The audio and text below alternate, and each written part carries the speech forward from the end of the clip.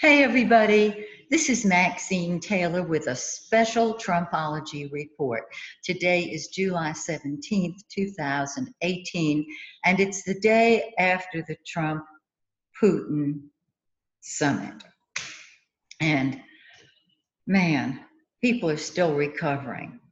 And what I realized was I needed to see a light at the end of the tunnel of some sort. And I realized that, once again, the midterms are coming up. And so I decided to use my favorite predictive tool. Some of you know that I use the diurnal chart. And there are different diurnal charts. There are different ways of doing them. The way I do it, and this is the way I learned it, gosh, 50 years ago. I've been doing it for a while. And if I have an accurate birth time on both candidates, for example, I can pretty much predict who the winner is going to be using the diurnal chart. Now, to do this, you need an accurate birth time. When we do a diurnal, the only thing we look at are the cusps of the diurnal chart and which transiting, natal, and progressed planets fall on those cusps on the exact degree. In other words, within a degree. If the midheaven is 4 Libra, we don't go to 6 Libra. We don't accept a planet that's at 6 Libra for the day in question. We accept 4 Libra. 6 Libra is 2 days later. And if you do these diurnal charts and you find that all the major events in your life show up 2 days later than they actually occurred, then you know that your birth time is 8 minutes off, because for each degree of longitude, that's equal to 4 minutes of time. I'm getting a little technical here. Excuse me.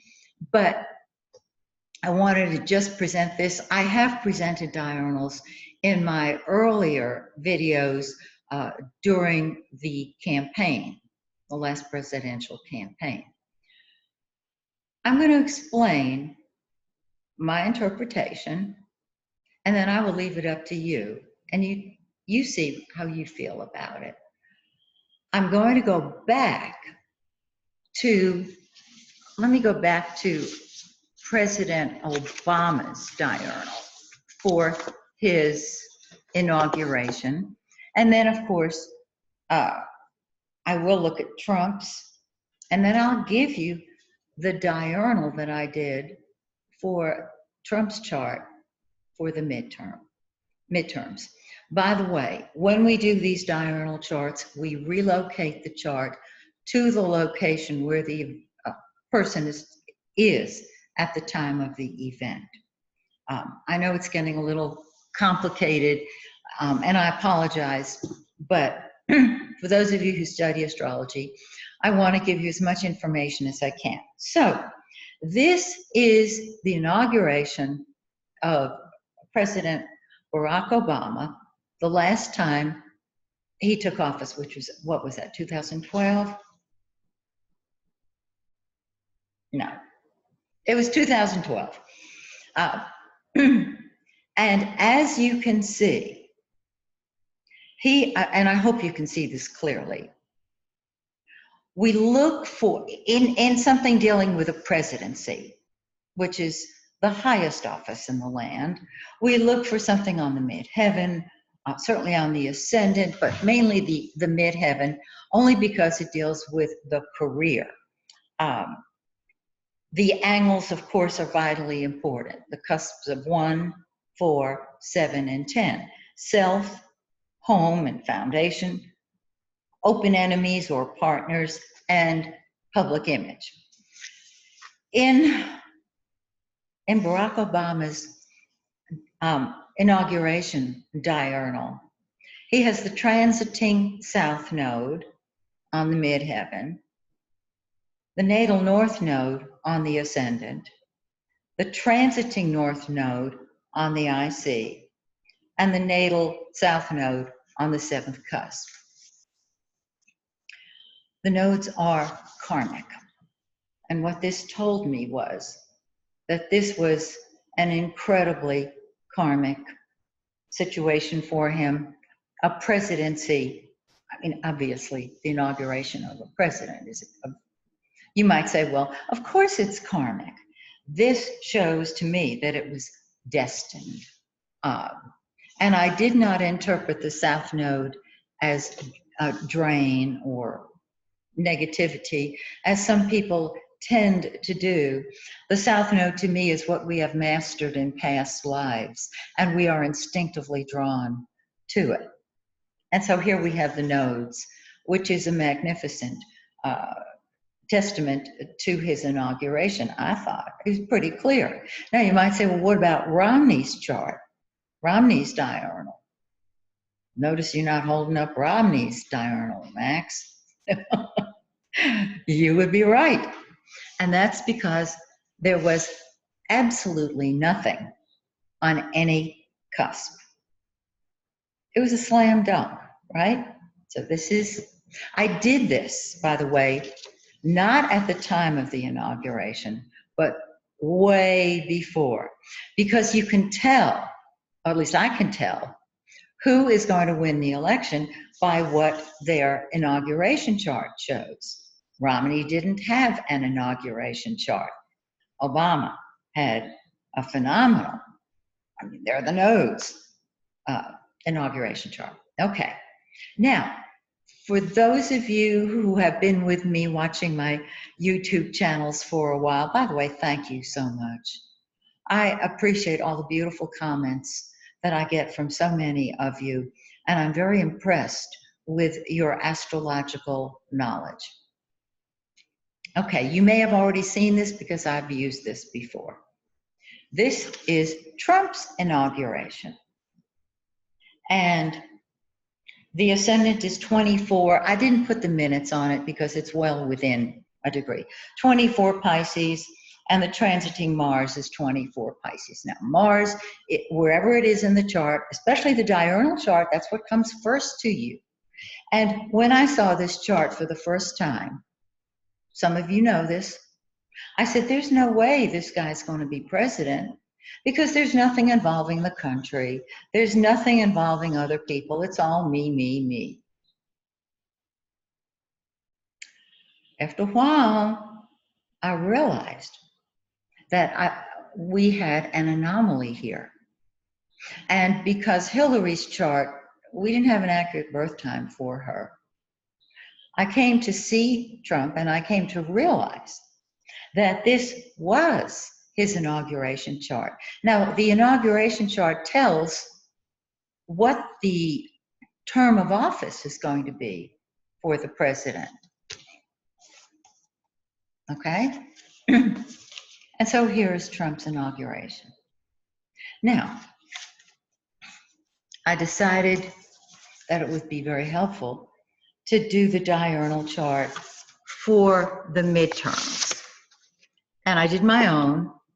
I'm too close to it to read it. I did my BFF's, and his looked very positive. And I thought it's time to do Trump.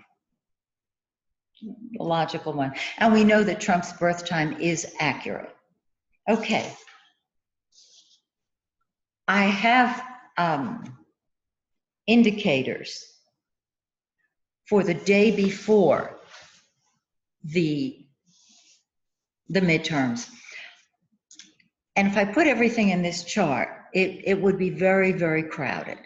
So if any of you are interested, of course, you can ask me what's going on ahead of time, and I'll send you a copy of the chart. So on the day of the midterms, November 6th, 2018, the first thing that I saw was the second cusp, 28 Capricorn. The transiting South Node and the Trump's progressed IC are in 0 Aquarius. Now, that means that 2 days later, that second cusp would be on the transiting South Node and the progressed IC, fourth cusp. And it occurred to me, what if some of the elections were contested?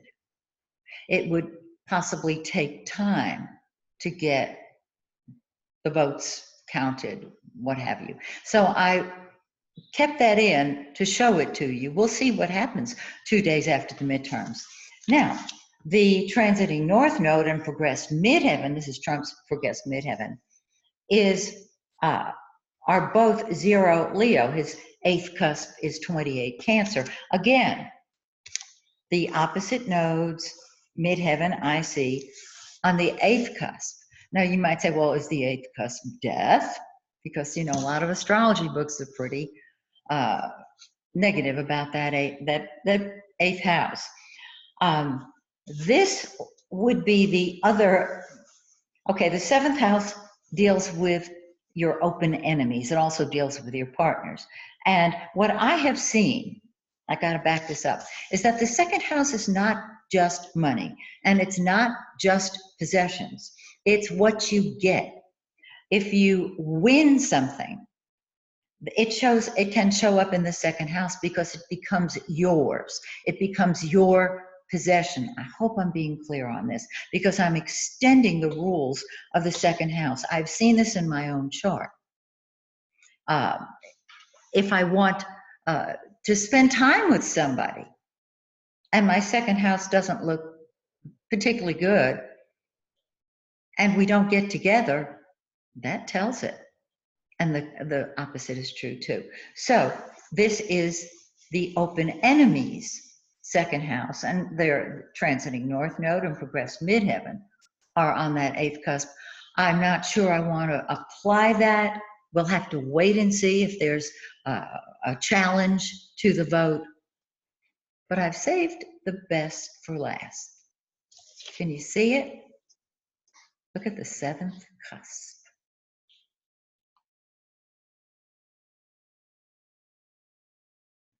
Okay.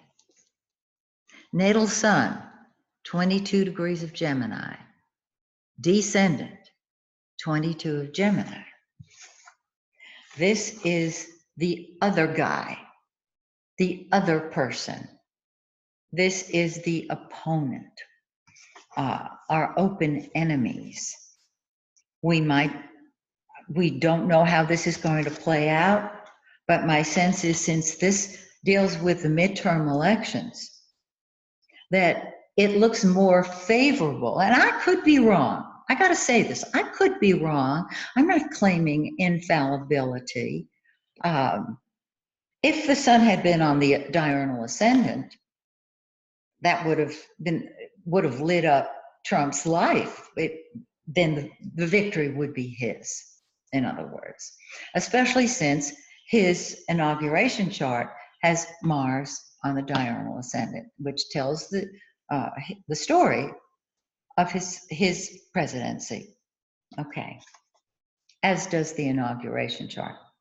So with the natal sun right smack dab on the 7th cusp, it looks to me at this point, unless I see otherwise, and you know I'm always willing to say, well, I was off base. Looks like the other guy gets it. Looks like that's how it's going to shake out. And so I offer that to you. Be with it. Use your own methods. Let me mention this also. I look, you know, this table is just covered with paper. Here we go. I also did the transits to Trump's chart on the day of the midterm. Some of you, I'm sure, have already done it.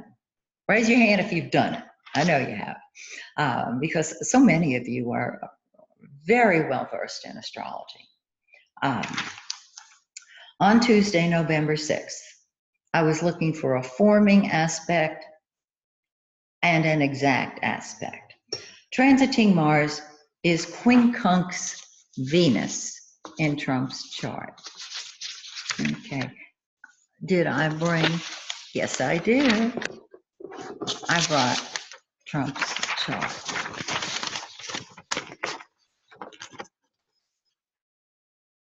Venus is in his 11th house of friends and group activities, and it rules his midheaven, his public image. So there's an adjustment made there. If it had been a trine, I might not have been as confident about the sun, his sun on the diurnal seventh cusp. So I thought, well, thinking of the 2 days later in the diurnal chart, let me look at November 8th. And this would be if, again, somebody contested the election or an election, because there's more than one going on. So I looked at the transits. Transiting Mars in Trump's chart is in opposition to his natal Mars from the 6th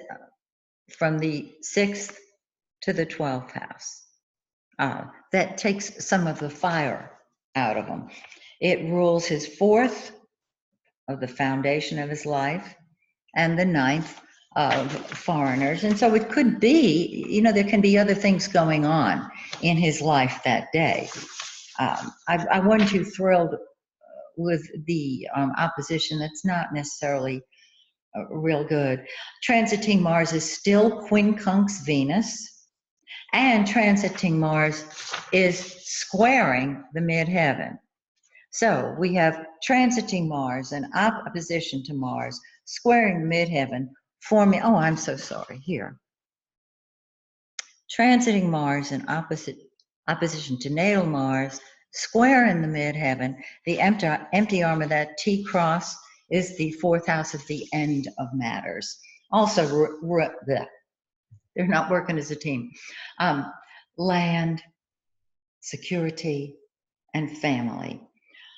I was thinking there might be a trine, maybe a couple of sextiles, but what we've got in the daily transits for Trump does not bode well for his happiness, which leads me to go back to this diurnal with the sun on the 7th cusp.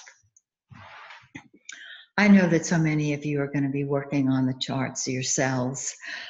You may even have the birth time of a candidate. In fact, if you have the birth data on any of the candidates, if you send it to me at MaxineTaylor.com, especially if the birth time is given to you by the candidate, if it's on the birth certificate, I will do the diurnal for that candidate and share it just so you can see it. All right? So I hope this lifts your spirits. I hope this gives you hope. I hope that you all just hang in there, because like I say, we ain't seen anything yet, and it ain't over yet. So, dear friends, may the stars shine brightly on you and yours. May the stars shine brightly on our planet. And may we create, through love, a world of peace and joy and prosperity. Because after all, we are one. Bye for now.